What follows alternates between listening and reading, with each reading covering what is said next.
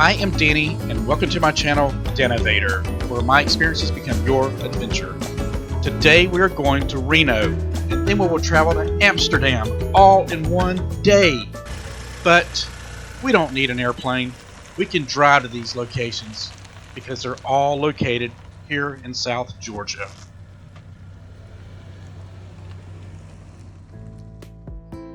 Our first stop is Reno. It is an unincorporated community located in Grady County in the U.S. state of Georgia.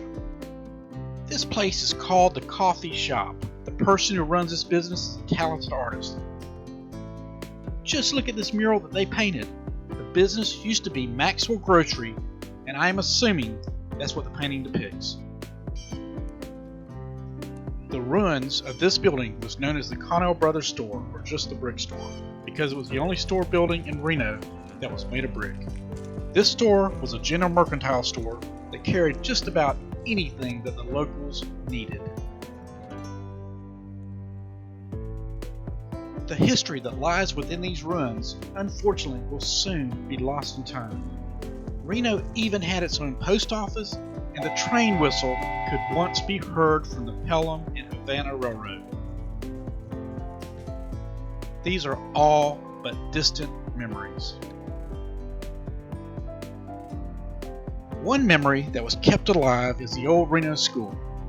It is now used as the Reno Community Center and can be rented out reasonably for family reunions or for other events.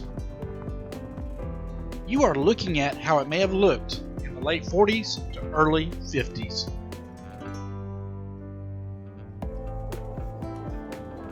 This school provided 1st through 5th grades for the local children.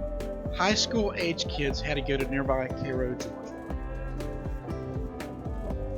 I was blessed on this day to have met Mr. Maxwell, who looks after the Reno school. He allowed me to go inside and see what the old school looked like. If you're enjoying this adventure, please subscribe. So, let's go inside. Look at this large room. I see a stage and I see this banner dating back to the early 40s. It lists a lot of the local businesses in the area that I assume provided support to the school in some way. Don't be scared, it's only me. That's a fancy looking piano. Mr. Maxwell told me that the bathrooms originally were outside. And behind door number 1 is what appears to be a classroom.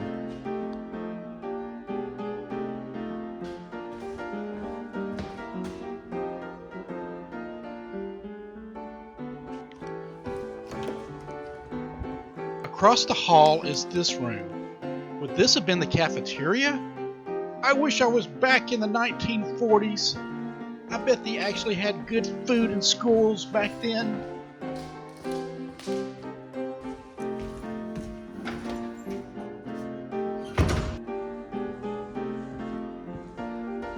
This stage, I am sure, saw many great performances.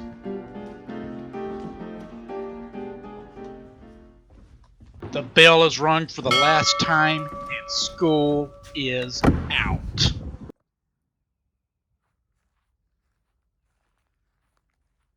I appreciate Mr. Maxwell for allowing me to go inside the school. He is a big helping hand for the people of this community and is a volunteer firefighter. And this is Molly, one of about 17 of Mr. Maxwell's cats. See you later. And to finish the sights of Reno, Georgia, I'm going to explore Bethel United Methodist Church. In 1885, Josh Merritt provided 3 acres of land, and soon thereafter, this church was built.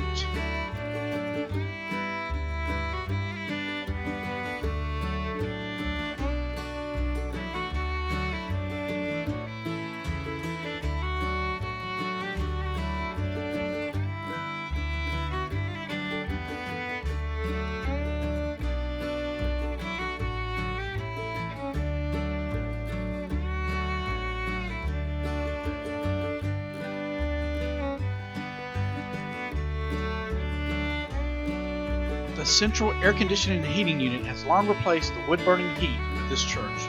But isn't it awesome that they left the chimney intact for historical significance?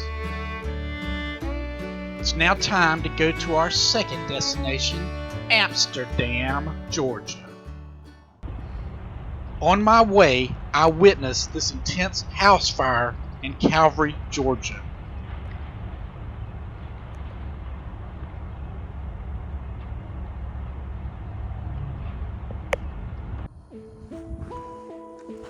Gone but not forgotten, old Amsterdam, Georgia, now a lost town.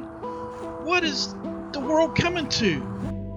Amsterdam, like Reno, is an unincorporated community that once thrived on the tobacco industry in the early 1900s. At its peak, Amsterdam had it all: offices, a railroad, commissaries, a post office, packing houses, and a population of about 450.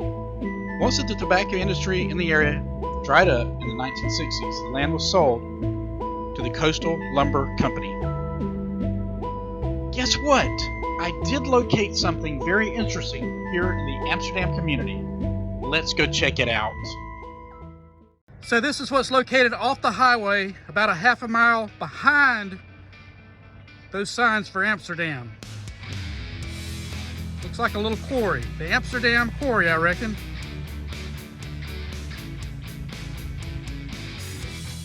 This is actually the area where Attapulgite is being mined. Attapulgite clay is named after the nearby town of Attapulgis, Georgia, where this type of clay was abundantly found.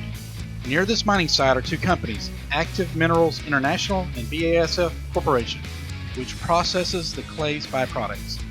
Attapulgites are used in paints, adhesives, fertilizers, wildfire suppressant, diarrhea medicine, oil dry, and cat litter, just to name a few. I hope you enjoyed this video. If you did, please give me a thumbs up. Please subscribe and hit that bell so you'll be notified when I release the next video. Well, signing off from the Amsterdam Quarry. I'll see you the next time.